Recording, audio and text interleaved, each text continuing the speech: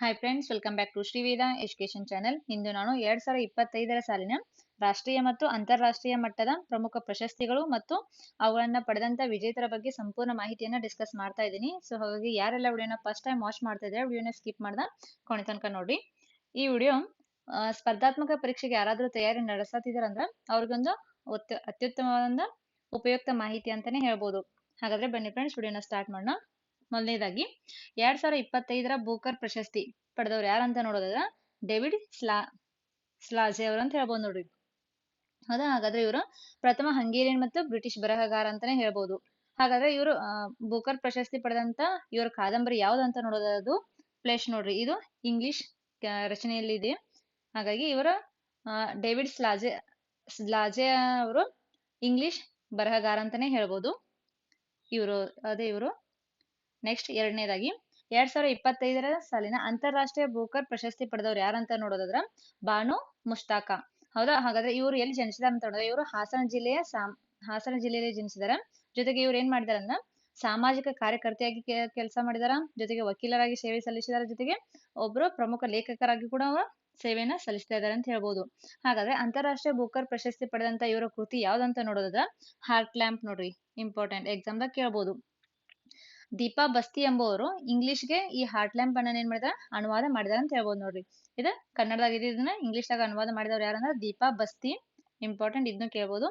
ಇಂಗ್ಲಿಷ್ಗೆ ಅನುವಾದ ಮಾಡಿದಾರ. ಹಾಗಾದ್ರೆ ಈ ಹಾರ್ಟ್ ಲ್ಯಾಂಪ್ ಅನ್ನೋದು ಇದ್ರ ವಿಶೇಷತೆ ಏನಂತ ನೋಡೋದಾದ್ರ ಈ ಕೃತಿಯಲ್ಲಿ ಏನ್ ಮೆನ್ಷನ್ ಮಾಡಿದಾರೆ ಅಂದ್ರೆ ನೋಡೋದಾದ್ರ ಅವರ ಮುಸ್ಲಿಂ ಸಮುದಾಯದ ಚಿತ್ರಣ. ಇವರೊಬ್ರು ಮುಸ್ಲಿಂ ಮಹಿಳೆಯಾಗಿದ್ದು ಇವರು ಮುಸ್ಲಿಂ ಸಮುದಾಯದ ಚಿತ್ರಣ ಅಂದ್ರೆ ಮುಸ್ಲಿಂ ಮಹಿಳೆಯರ ಜೀವನ ಹೆಂಗಿರುತ್ತದೆ, ಜೊತೆಗೆ ಅವರ ಜೀವನದ ಸಂಘರ್ಷ ಏನು, ಜೊತೆಗೆ ಅವರ ಆಸೆ ಆಕಾಂಕ್ಷೆಗಳನ್ನ ಇದರಲ್ಲಿ ವಿವರಣೆಯನ್ನು ನೀಡಿದ್ದಾರೆ. ಜೊತೆಗೆ ಸಾಮಾಜಿಕ ಕಳಕಳಿ, ಪಿತೃ ಪ್ರಧಾನ ವ್ಯವಸ್ಥೆಯನ್ನು ಹೊಂದಿರುವಂತಹ ನಮ್ಮ ದೇಶ. ಇದರಲ್ಲಿ ಧರ್ಮ ಮತ್ತು ಬದಲಾಗುತ್ತಿರುವ ಸಮಾಜದಲ್ಲಿ ಮಹಿಳೆಯರ ಸ್ಥಾನಮಾನ, ಇಲ್ಲಿ ಮಹಿಳೆಯರ ಸ್ಥಾನಮಾನ ಹೆಂಗ್ ಬದಲಾಗ್ತಾ ಇದೆ ಅನ್ನೋದನ್ನ ವಿವರಣೆ ನೀಡಿದಾರ. ಜೊತೆಗೆ ಕನ್ನಡ ಸಾಹಿತ್ಯದ ಹಿರಿಮೆಯನ್ನು ಕೂಡ ಏನ್ ಮಾಡಿದಾರೆ ಇದ್ರಾಗ ಮೆನ್ಷನ್ ಮಾಡಿದಾರೆ ಅಂತ ಹೇಳ್ಬೋದು ನೋಡ್ರಿ. ಅವ್ರ ಯಾರಂದ್ರ ಬಾನು ಮುಷ್ತಾಕ. ಇವರು ರಚಿಸಿದಂತ ಕೃತಿ ಯಾವ್ದಂತ ನೋಡೋದ ಹಾರ್ಟ್ ಲ್ಯಾಂಪ್ ಅಂತ ಹೇಳ್ಬೋದು. ನೆಕ್ಸ್ಟ್ 2025ರ ಸಾಲಿನ ವಿಜ್ಞಾನ ರತ್ನ ಪ್ರಶಸ್ತಿ ಪಡೆದವ್ರು ಯಾರಂತ ನೋಡೋದ್ರ ಪ್ರೊಫೆಸರ್ ಜಯಂತ್ ವಿಷ್ಣು ನಾರ್ಲಿಕರ್ ಅಂತ ಹೇಳ್ಬೋದು ನೋಡ್ರಿ. ಹಾಗಾದ್ರೆ ಇವರು ಖ್ಯಾತ ಖಗೋಳ ಭೌತ ವಿಜ್ಞಾನಿಯಾದ ಇವರಿಗೆ ಮರಣೋತ್ತರವಾಗಿ ಈ ಪ್ರಶಸ್ತಿಯನ್ನ ನೀಡಿದಾರ. ಇವರು ಭೌತಶಾಸ್ತ್ರ ಮತ್ತು ಬ್ರಹ್ಮಾಂಡ ವಿಜ್ಞಾನ ಅಂದ್ರೆ ಕಾಸ್ಮಾಲಜಿ ಅಂತ ಹೇಳ್ತಾರ. ಇದರಲ್ಲಿ ನೀಡಿದ ಜೀವಮಾನದ ಅಸಾಧಾರಣ ಕೊಡುಗೆಯನ್ನು ಪರಿಗಣಿಸಿ ಕೇಂದ್ರ ಸರ್ಕಾರ ಇವರಿಗೆ ಏನ್ ಮಾಡಿದೆ ಅಂದ್ರೆ ಈ ವಿಜ್ಞಾನ ರತ್ನ ಪ್ರಶಸ್ತಿಯನ್ನ ಪ್ರಕಟಿಸಿದೆ ಅಂತ ಹೇಳ್ಬೋದು. ಪ್ರೊಫೆಸರ್ ಜಯಂತ್ ವಿಷ್ಣು ನಾರ್ಲಿಕರ್ ಅಂತ ಇವರೇ ಹೇಳ್ಬೋದು. ಹಾಗಾದ್ರೆ ಇದು 2025ರ ರಾಷ್ಟ್ರೀಯ ವಿಜ್ಞಾನ ಪುರಸ್ಕಾರದ ಪ್ರಮುಖ ಮಾಹಿತಿ ನೋಡೋದಾದ್ರೆ ವಿಜ್ಞಾನ ತಂಡ, ಇದರಲ್ಲಿ ಕೃಷಿ ವಿಜ್ಞಾನ ಕ್ಷೇತ್ರದಲ್ಲಿ ಸಾಧನೆ ಮಾಡಿದಂತ CSIR ಅರೋಮಾ ಮಿಷನ್ ತಂಡಕ್ಕೆ ಗೌರವ ಲಭಿಸೈತಿ. ನೆಕ್ಸ್ಟ್ ವಿಜ್ಞಾನ ರತ್ನ ಪ್ರಶಸ್ತಿ ಅಂತೂ ಪ್ರೊಫೆಸರ್ ಜಯಂತ್ ವಿಷ್ಣು ನಾರ್ಲಿಕರ್ ಅವರಿಗೆ ನೀಡಿತಿ. ನೆಕ್ಸ್ಟ್ ವಿಜ್ಞಾನಶ್ರೀ ಅಂತ ಪ್ರಶಸ್ತಿ ಬರ್ತಿದೆ. ವಿಜ್ಞಾನ ರತ್ನ ಮೊದಲ ಪ್ರಶಸ್ತಿ, ಎರಡನೇ ಪ್ರಶಸ್ತಿನ ವಿಜ್ಞಾನಶ್ರೀ. ಈ ಪ್ರಶಸ್ತಿ ವಿವಿಧ ಕ್ಷೇತ್ರಗಳಲ್ಲಿ ಸಾಧನೆ ಮಾಡಿದಂತ 8 ಗಣ್ಯ ವಿಜ್ಞಾನಿಗಳಿಗೆ ಈ ಪ್ರಶಸ್ತಿಯನ್ನ ನೀಡಿದಾರೆ ಅಂತ ಹೇಳ್ಬೋದು. ನೆಕ್ಸ್ಟ್ ವಿಜ್ಞಾನ ಯುವ ಶಾಂತಿ ಸ್ವರೂಪ ಭಟ್ನಾಗರ್. ಈ ಪ್ರಶಸ್ತಿ ವಿವಿಧ ಭಾಗದಲ್ಲಿ ಸಾಧನೆ ಮಾಡಿದಂತ 14 ಯುವ ವಿಜ್ಞಾನಿಗಳಿಗೆ ಈ ಪ್ರಶಸ್ತಿಯನ್ನ ನೀಡಿದಾರ. ಈ ಪ್ರಶಸ್ತಿಯನ್ನ ಭಾರತದ ರಾಷ್ಟ್ರಪತಿಗಳಾದ ಶ್ರೀಮತಿ ದ್ರೌಪದಿ ಮುರ್ಮು ಅವರ ಡಿಸೆಂಬರ್ 23, 2025ರಂದ ರಾಷ್ಟ್ರಪತಿ ಭವನದಲ್ಲಿ ನಡೆದಂತ ಸಮಾರಂಭದಲ್ಲಿ ಈ ಪ್ರಶಸ್ತಿಯನ್ನು ಏನ್ ಮಾಡಿದ ಪ್ರದಾನ ಮಾಡಿದಾರ ಅಂತ ಹೇಳ್ಬೋದು.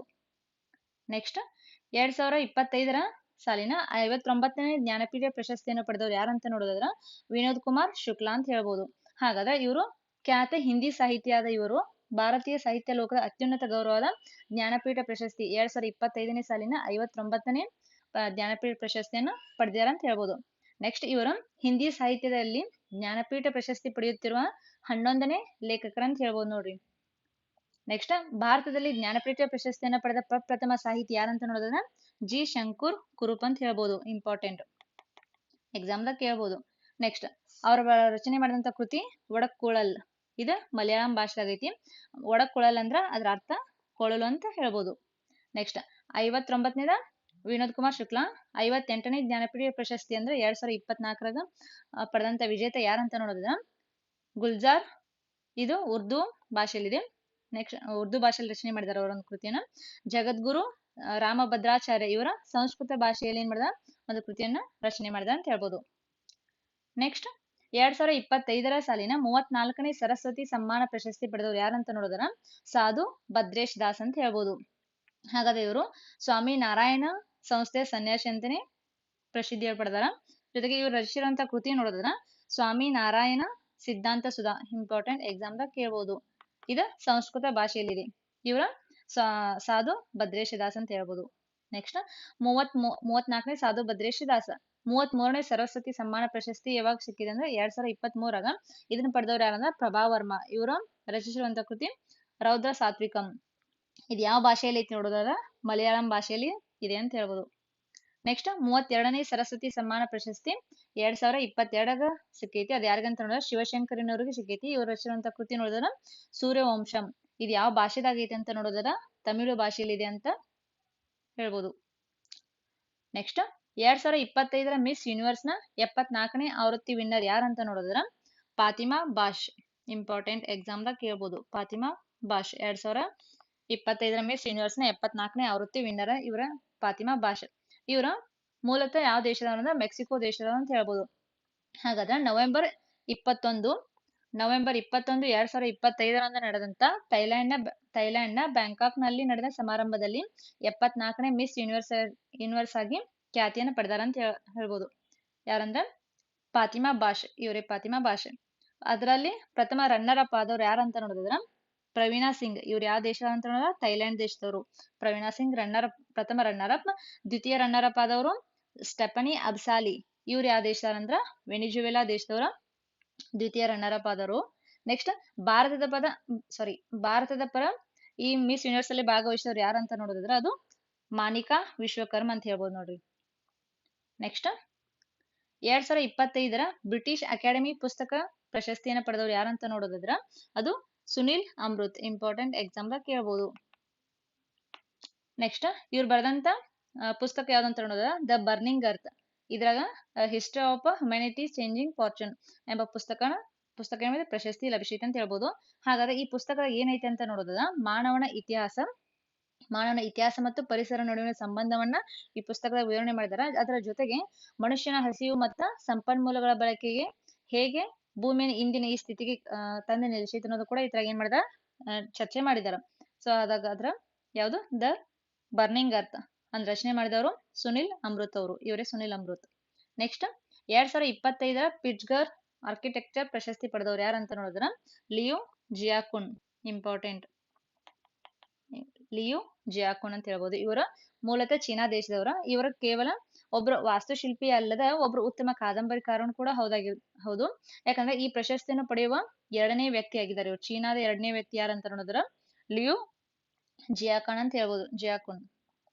ಹಾಗಾದ್ರೆ ಇದು ಪಿಲ್ಚ್ಗರ್ ಆರ್ಕಿಟೆಕ್ಚರ್ ಪ್ರಶಸ್ತಿ ಪಡೆದವರು ಮೊದಲೇದವ್ರು ಯಾರಂತ ನೋಡಿದ್ರೆ ಚೀನಾದ ಮೊದಲೇದವರು ಅದು 2012 ಅವ್ರಿಗೆ ಪ್ರಶಸ್ತಿ ಸಿಕ್ಕೈತಿ.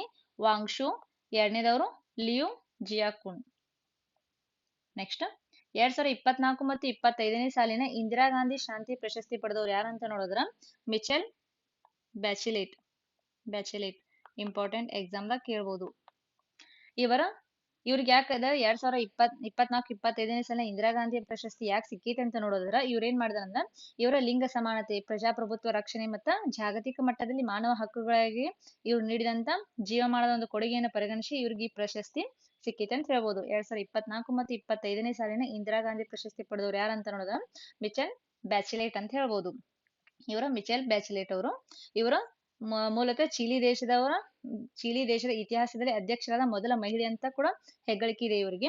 ಇವರು 2 ಬಾರಿ ಅಧ್ಯಕ್ಷರಾಗಿ 2006ರಿಂದ 2010ರವರೆಗೆ ಒಂದು ಅವಧಿ. ನೆಕ್ಸ್ಟ್ 2014ರಿಂದ 2018 ಅಂದ್ರೆ 2 ಬಾರಿ ಅಧ್ಯಕ್ಷರಾಗಿ ಸೇವೆ ಸಲ್ಲಿಸಿದಾರ. ಜೊತೆಗೆ ವಿಶ್ವಸಂಸ್ಥೆಯಲ್ಲಿ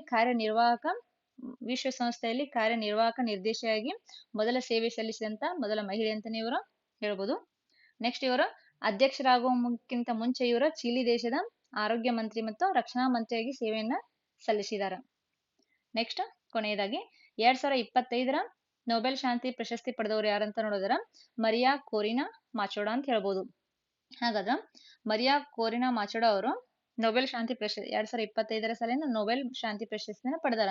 ಇವರು ವೆನಿಜುವೆಲಾ ದೇಶದ ವಿರೋಧ ಪಕ್ಷದ ನಾಯಕಿಯಾಗಿ ಜೊತೆಗೆ ಪ್ರಜಾಪ್ರಭುತ್ವದ ಹೋರಾಟಗಾರ್ತಿಯಾದ ಇವರು ಏನ್ ಮಾಡಿದಂದ್ರ ಪ್ರಜಾಪ್ರಭುತ್ವದ ಹಕ್ಕುಗಳನ್ನ ಉತ್ತೇಜಿಸಲು ಮತ್ತ ಪ್ರಜಾಪ್ರಭುತ್ವದತ್ತ ಶಾಂತಿಯುತವಾಗಿ ಬದಲಾವಣೆ ತರಲು ಇವರು ಪಟ್ಟಂತ ಶ್ರಮಕ್ಕಾಗಿ ಇವ್ರಿಗೆ ಭಾರತ ಯಾವ್ದು ಸಾರಿ 2025 ಸಾಲಿನ ನೊಬೆಲ್ ಶಾಂತಿ ಪ್ರಶಸ್ತಿ ಇವರಿಗೆ ದೊರೆತಿದೆ ಅಂತ ಹೇಳ್ಬೋದು. ಹಾಗಾದ್ರೆ ನೊಬೆಲ್ ಶಾಂತಿ ಪ್ರಶಸ್ತಿ ಪಡೆದ ವೆನಿಜುವೆಲಾದ ಮೊದಲ ವ್ಯಕ್ತಿ ಕೂಡ ಇವರಾಗಿದಾರ, ಮರಿಯಾ ಕೊರಿನಾ ಮ್ಯಾಚುರ್ಡಾ.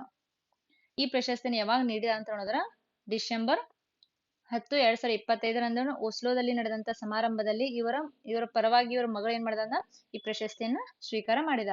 ಹಾಗಾದ್ರೆ ನೋಡಿದ್ರಲ್ಲ ಸ್ನೇಹಿತರೆ, ಇಲ್ಲಿವರೆಗೂ ಒಂದು 10 ಪ್ರಮುಖ ಪ್ರಶಸ್ತಿಗಳನ್ನ 2025 ಸಾಲಿನಲ್ಲಿ ಪಡೆದಂತ ಪ್ರಮುಖ ಪ್ರಶಸ್ತಿಗಳು ಮತ್ತು ಅವರ ವಿಜೇತರ ಮಾಹಿತಿಯನ್ನ ಸಂಪೂರ್ಣವಾಗಿ ಡಿಸ್ಕಸ್ ಮಾಡಿದೀನಿ. ಯಾರೆಲ್ಲ ವಿಡಿಯೋನ ಫಸ್ಟ್ ಟೈಮ್ ವಾಚ್ ಮಾಡಿದಾರೆ, ಈ ವಿಡಿಯೋ ನಿಮ್ಗೆ ಇಷ್ಟ ಅನಿಸಿದ್ರೆ ಲೈಕ್ ಮಾಡಿ, ಸಾಧ್ಯವಾದಷ್ಟು ಯಾರೆಲ್ಲ ಸ್ಪರ್ಧಾತ್ಮಕ ಪರೀಕ್ಷೆಗೆ ತಯಾರಿ ನಡೆಸುತ್ತಾರಲ್ಲ ಅವ್ರಿಗೆ ಈ ವಿಡಿಯೋನ ಶೇರ್ ಮಾಡಿ, ನಿಮ್ಮ ಅನಿಸಿಕೆ ಅಭಿಪ್ರಾಯನ ಕಮೆಂಟ್ ಬಾಕ್ಸ್ ನಲ್ಲಿ ಹಾಕಿ ಅಂತ ಹೇಳ್ತಾ ವಿಡಿಯೋ ನೋಡಿದಕ್ಕಾಗಿ ಧನ್ಯವಾದಗಳು.